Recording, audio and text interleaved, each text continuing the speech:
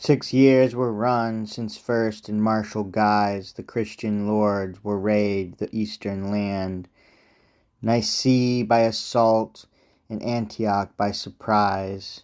Both fair, both rich, both won, both conquered stand. And this defended they in noblest wise 'gainst Persian knights and many a valiant band. Tortosa won, lest winter might them shend. They drew to holds, and coming spring attend. The sullen season now was come and gone, that forced them late cease from their noble war, when God Almighty form his lofty throne, set in those parts of heaven that purest are, as far above the clear stars every one, as it is hence up to the highest star. Look down, and all at once this world beheld, each land, each city, country, town, and field. All things he viewed, at last in Syria stayed upon the Christian lords his gracious eye, that wondrous look wherewith he oft surveyed men's secret thoughts, that most concealed lie. He cast on puissant Godfrey, that essayed to drive the Turks from Sion's bulwarks high, and full of zeal and faith esteemed light all worldly honour, empire, treasure, might. In Baldwin next he spied another thought, whom spirits proud to vain ambition move. Tancred he saw, his life's joy set at naught, so woe begone was he with pains of love.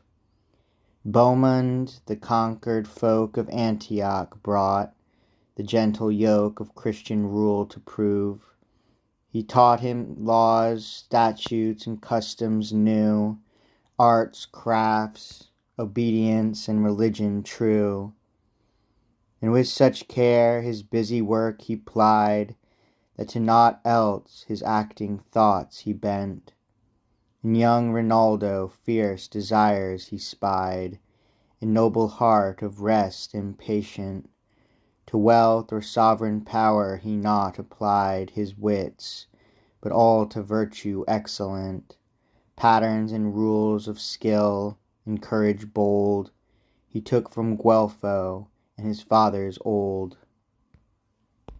Thus when the Lord discovered had, and seen the hidden secrets of each worthy's breast, out of the hierarchies of angels sheen the gentle Gabriel, called he from the rest. 'Twixt God and souls of men, that righteous Ben, ambassador is he, for ever blessed, the just commands of heaven's eternal King, 'twixt skies and earth he up and down doth bring. To whom the Lord thus spake, Godfredo find, and in my name ask him, why doth he rest? Why be his arms to ease and peace resigned? Why frees he not Jerusalem distressed? His peers to council call, each baser mind let him stir up. For chieftain of the rest I choose him here, the earth shall him allow, his fellows late shall be his subjects now. This said, the angel swift himself prepared to execute the charge imposed aright, in form of airy members fair and bared. His spirits pure were subject to our sight, like to a man in show and shape he fared, but full of heavenly majesty and might. A stripling seemed he thrive 5 winters old, and radiant beams adorned his locks of gold. Of silver wings he took a shining pair, fringed with gold, unwearied, nimble, swift.